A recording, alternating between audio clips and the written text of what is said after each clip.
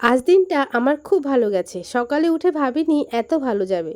সকালে ঘুম থেকে উঠে আমার পছন্দের দই পান্তার সঙ্গে শুকনো ঝাল মাখা দিয়ে আলু সিদ্ধ খেয়ে আমি সকালে রান্নাবান্নার দিকে চলে গেছিলাম। আর সকালেই বাবু কিনেছিল এই বড়, বড় মাছগুলো। বাটা মাছগুলো বেশ ফ্রেশ ছিল, তাই আমার কাটতেও খুব ভাল লাগছিল। তারপরে আমি মাম্মামের রান্না আর আমাদের রান্না চাপিয়ে দিয়েছি। আর এদিকে দাদার সাথে খেলা করতে, করতে দাদাকেই কখন ঘুম পাড়িয়ে দিয়েছে। তারপরে রান্নাবান্না কমপ্লিট। এখন আমি একটু চেখে দেখছিলাম কেমন হয়েছে। হ্যাঁ, তরকারিটা বেশ টেস্টিই হয়েছিল যেহেতু মাছটা ভালো ছিল। রান্নাবান্না কমপ্লিট করে আমি দিদিমা আর মাম্মামকে তেল মাখাচ্ছি, কারণ সময় হয়েছে ওদের দুজনেরই স্নান করার।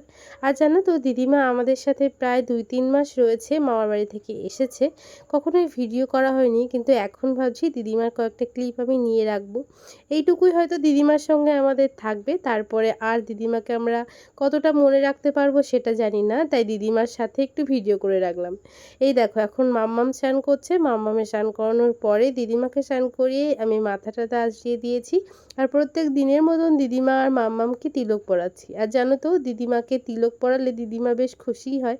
তাই আমি এই তিলকটা অনেক দিন আগেই কিনেছিলাম, আর এখন দেখো মাম্মামও দিদিমার দেখে দেখে প্রত্যেক দিন পরে। আজ বিকালে ঘুরতে গেছিলাম, আর সবাই মিলে হঠাৎই সিদ্ধান্ত নেওয়া হলো আজকে পিকনিক করা হবে, তাই মোমো পিকনিক করা হলো। সব কিছু জোগাড়যন্ত্রী করে পিকনিক শেষ করতে করতেই বেজে গেছিল 9টা। এই ছিল আজকের ভিডিও। তোমাদের কেমন লাগলো জানিও।